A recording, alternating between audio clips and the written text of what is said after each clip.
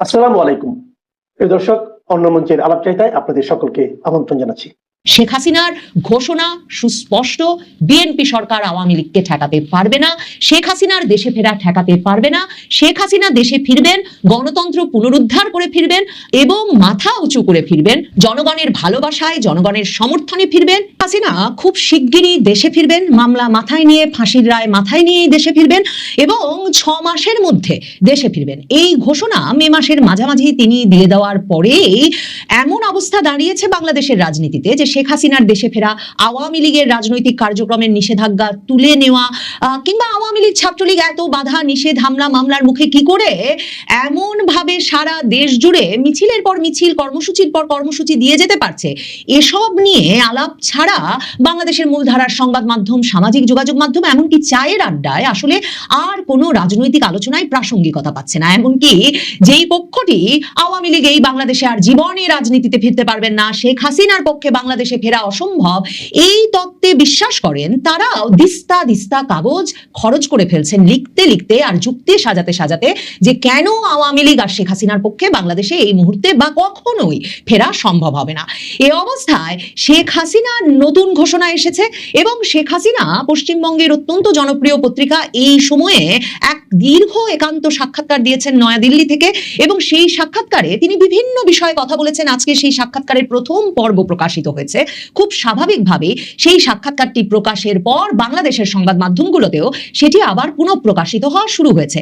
শেখ হাসিনা নতুন ঘোষণা দিয়েছেন যে তিনি শিগগিরই বাংলাদেশে ফিরবেন, তাকে ফিরতে হবে, কারণ বাংলাদেশের মানুষকে দুঃখ দুর্দশার থেকে উদ্ধারের দায়িত্ব তার, এই দেশ উদ্ধার করে দেশ পুনর্গঠনের দায়িত্ব তার বলে তিনি মনে করেন এবং তিনি এই সময়ে বাংলাদেশের মানুষকে ছেড়ে যেতে পারেন না, তাকে দ্রুত দেশের মানুষের কাছে ফিরে যেতে হবে, গণতন্ত্র পুনরুদ্ধার করতে হবে, অগণতান্ত্রিক শক্তির হাত থেকে দেশটাকে উদ্ধার করতে হবে। এই সময়ে এই পুরো সাক্ষাৎকারটির প্রথম পর্বের শিরোনাম করেছে অবসর ভাবনা খারিজ, দুঃসময়ে মানুষের পাশে থাকতে চান হাসিনা। এই সাক্ষাৎকারটির যে শিরোনাম মানবজমিন করেছে তাতে তারাও এই অবসরের বিষয়টিকে সবচেয়ে গুরুত্ব দিয়েছে, লিখেছে যে অবসরে যাওয়া নাকচ করলেন হাসিনা। শেখ হাসিনা ক্ষমতাচ্যুত হয়ে ভারতে আসার পর রাজনীতি থেকে অবসরের কথা ভেবেছিলেন, এই কথাটা কিন্তু সে সময় নানা কারণেই প্রচারিত হয়েছিল। এখন এই সময় বলছে সে ভাবনা খারিজ, দেশের বর্তমান পরিস্থিতিতে সেই চিন্তা সরিয়ে রেখে নিজের দেশের মানুষের পাশে থাকার সিদ্ধান্ত নিয়েছেন আওয়ামী লীগ সভানেত্রী শেখ হাসিনা। বাংলাদেশেও যে এই যে শেখ হাসিনা অবসরে চলে যাবেন, শেখ হাসিনার পক্ষে আর রাজনীতিতে ফেরা সম্ভব হবে না, শেখ হাসিনার নেতৃত্বে আর ফিরতে পারবে না, শেখ হাসিনা যদি বা ফেরেন তাকে ফাঁসির মঞ্চেই যেতে হবে, আওয়ামী লীগের নেতৃত্ব নিয়ে আর ফিরতে পারবেন না, এসব তত্ত্ব প্রচারকদের জন্য শেখ হাসিনার এই বার্তা সুস্পষ্ট এবং তাদের উদ্বেগ, উৎকণ্ঠা, আশঙ্কা, আতঙ্ক আরো বাড়িয়ে দেওয়ার মতো। কারণ তার মানে ক্রমাগতভাবে এটা পরিষ্কার হচ্ছে যে আওয়ামী লীগ যে শুধুমাত্র ওই তাদের এক রকমের প্রেসক্রিপশন অনুযায়ী বা তাদের চাওয়া অনুযায়ী রিফাইন্ড হয়ে বা শেখ হাসিনা মুক্ত হয়ে পরিশুদ্ধ হয়ে উঠছে না, সেটাই শুধু নয়, শেখ হাসিনাই আসলে নেতৃত্ব দিয়ে আওয়ামী লীগকে বাংলাদেশের রাজনীতিতে ফিরিয়ে আনবার ব্যাপারে দৃঢ় প্রতিজ্ঞ। তিনি ফিরবেন, তার জনগণের কাছে ফিরবেন, তার নেতাকর্মীদের কাছে ফিরবেন। হাসিনার এই বিশ্রামে যাওয়ার জল্পনা জোরদার হয়েছিল সজীব ওয়াজেদ জয়ের একটা বক্তব্যের পরেও। এই সময় সে কথাটাও মনে করিয়েছে আল জাজিরায় সাক্ষাৎকার দিয়ে সজীব ওয়াজেদ জয় বলেছিলেন যে মায়ের বয়স হয়েছে, তিনি দেশে ফিরলেও হয়তো দলের বা দেশের নেতৃত্বে রাজনীতিতে আর সক্রিয় থাকবেন না। সেই প্রসঙ্গে যখন এই সময় তাকে প্রশ্ন করেছে তখন শেখ হাসিনা বলেছেন জয়ের বক্তব্য তার দীর্ঘদিনের ব্যক্তিগত অনুভূতির সঙ্গে সম্পর্কিত, কারণ মানুষ সারা জীবন একই দায়িত্বে থাকে না।